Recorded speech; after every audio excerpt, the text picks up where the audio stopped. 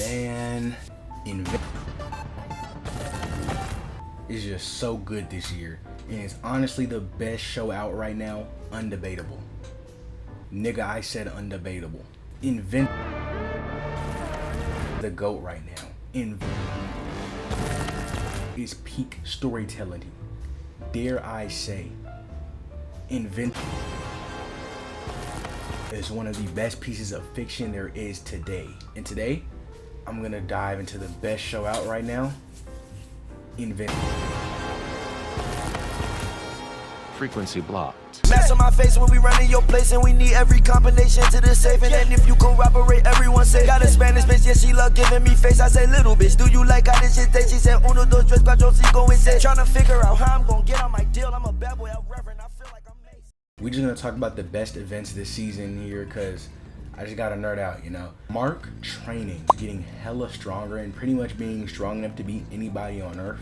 Well, it's about fucking time, bro. Like, bro was high-key getting dogged out all series.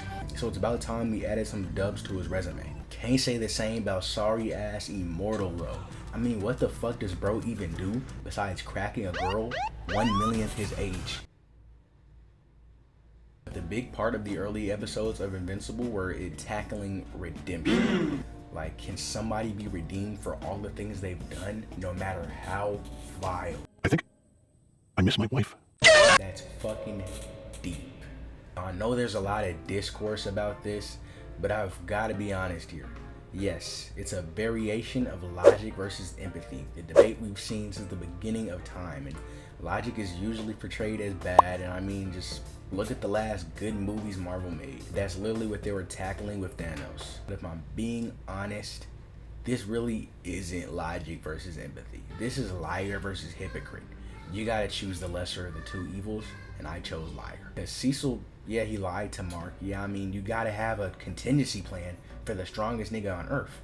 I mean, the last time a strongest nigga on Earth was a Viltrumite and Cecil trusted him, did it go well? I mean, just imagine it. Imagine one day somebody cooks a bad meal for Mark.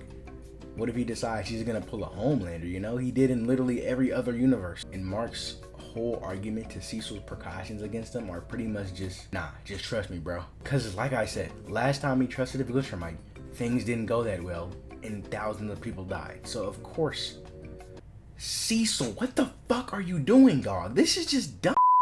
But when it comes down to the whole point of prison and all, like, it isn't just to throw people there for eternity. It's to reform them and reintegrate them back into society. That's what Cecil's doing. I mean, I see some leeway for Mark on the robot making guy. I mean, I forgot his name. I think his name was Ivan or some shit like that. Vaughn, some shit like that.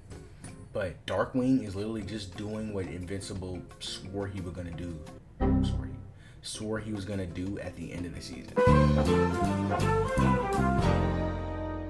In some episodes in between, like all the big stuff, like Multi-Paw, Dragon Guy episode, and some others, we got to see some more of the universe and Invincible setting stuff up. And I know a lot of people have problems with that, but I actually prefer it. Because I'd rather know why Multi-Paw is out of jail and a Superman dragon thing from another dimension is putting claws on Mark next season, you know, because if we didn't know, then people would complain just about ass pulls. So it just goes to show you niggas will complain about anything. Speaking of that, let's talk about the animation real quick. Now, I entirely get it's not Solo Leveling, it's not Jujutsu Kaisen, right? But we all know the just drag the PNG bro shit, right? And yes, due to a lack of like compositors working on the show a lot of the time, there's like bad lighting, things look flat, and yeah, that's true. It's not a perfect animated show, right? But people are so quick to hate on the animation, but not give it props when it's time to give it props. I mean, the last episodes of Invincible were solid in animation, and earlier, some of the episodes had some pretty good moments too. People gotta realize Invincible doesn't have like a huge budget, so there's only so much the team can do, especially since they're making hour-long episodes expected to release year by year. Now, I'm not saying the animation is perfect. I'm saying don't be a weirdo and go online and attack people working on the show. I'm saying If you want to go attack somebody, go attack the big wigs at Amazon, a multi-billion-dollar company that will likely fund Invincible much more than it likely does if they wanted to. Even if they only pull the money from the streaming revenue. I mean, come on. The Boys has over triple the budget Invincible has. So it's not like it's impossible or anything. But at the same time, from a business standpoint, I get it. If you can put a slideshow project on and it net you millions of dollars in streaming revenue, I mean, what's the point of putting any more juice in it? Strictly from a business perspective, it makes sense, but the potential is being snuffed here. Y'all can do better than this, and y'all have showed us y'all can. Come on.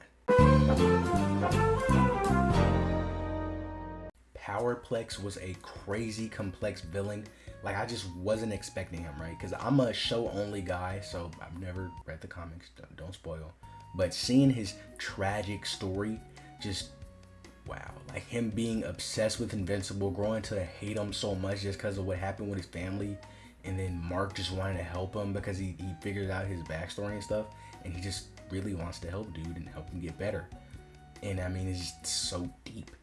The writers really know their stuff, and it shows. I mean, Powerplex's color scheme being the opposite of Invincible's current suit. I mean, chef's fucking kiss. Ooh, buddy. This arc was insane. It was just 50 minutes of straight violence. Evil Mark's backdooring everybody. That one evil Mark trying to kill his mom.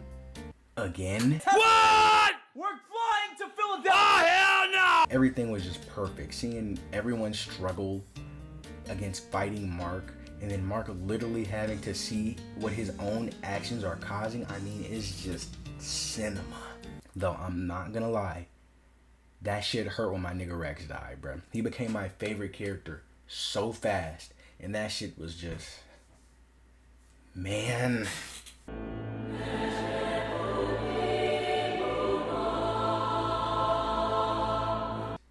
This here, there is a reason why it is currently one of the highest rated animated episodes of all time. Because it is truly one of the best episodes of Invincible. It's straight hands, damn near through the whole episode. We get mid-battle lore on Conquest.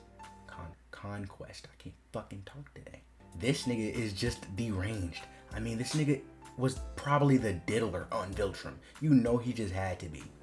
When this nigga blew a heart at Mark after he popped Olo him, I'm like, bro, I just looked up to the sky and said, Hey, yo, what the fuck? Oliver almost got fucking destroyed. I mean, this nigga do everything but listen to his big brother. Like, damn. And then Conquest had to make the nigga relive his Omni-Man shit and just took him through an entire island and just fucking speed blitzed through everybody. That shit was brutal. But then when Eve jumped in and used 2% of her brain power and used her powers, it like increased density in the air. I was like, okay. And then she went right back to using her pink power. But I'm not gonna lie, she was floating on that hodo, bruh. Like, if we're just being honest here, when Eve was going all out, when Eve ever goes all out against somebody, it's always gonna be straight Sakuga, bro. And when Eve gets hurt and basically like dies before she revives herself, Mark drops the hardest fucking line in the entire show. I don't care how strong you are. I don't care how fast you are. I can see the future. You don't live to see tomorrow. That shit was so hard, it made me look up to the sky and say, Is this nigga serious? I know Mark probably would have won anyway if he didn't get distracted by Eve rebooting, but it's kind of sucks that Eve jumped in and Mark just finished him, because like, damn dog, I gotta take points off that dub. Like, sure, you dunked on that nigga, but Oliver set up a screen, Eve gave you a perfect lob, and you were on a breakaway. Sorry, I had to put it in basketball terms. I hope you got that. I don't care what nobody say, Rudy taking Rex's name at his fucking funeral is weird as hell. Why didn't nobody smack his ass for that? Cecil makes a horrible blunder. I mean, it like character regression of hell. He put Conquest in some underground prison to interrogate him. Buddy, let's be honest. Conquest is escaping and spinning the block. Yes, he's half dead, but he's also full fucking Viltrumite. Let's not forget, villains got plot armor in this show till they die, and this nigga is definitely not fucking dead. And then Marga talking about some burn the body. Has fire ever worked on you, nigga? Fuck you mean burn the body? You took an electrical nuke to the body and no damage. Fuck you think fire is gonna do to Conquest? A nigga who was buttering your biscuits, putting barbecue on your chicken, and adding flavor to your Kool-Aid, buddy. You were getting grilled. Nigga talking about some fire. Nigga, you go burn them then. And now we've got a setup for something with Damien Darkblood, and we got some Sequels, which I'm hyped for. I can't wait to see it. But I'm not gonna lie, I've got a real problem. I'm in dire need of new shows to watch. I just finished a show and I'm gonna make a video about it soon, and I need some more. Like, if y'all got any shows for me to watch, tell me in the comments and I'll go watch them. And if they're good or bad enough, I'll make a video on them. Like, thanks for watching me, bro. Thanks for watching all the way to the end. You're a real one, bro, for real. And if you ever see me in your feed again, click me. Cause like, if you like this video, you won't regret it, I swear. Anyway, I ain't gonna take up too much of your time. Peace.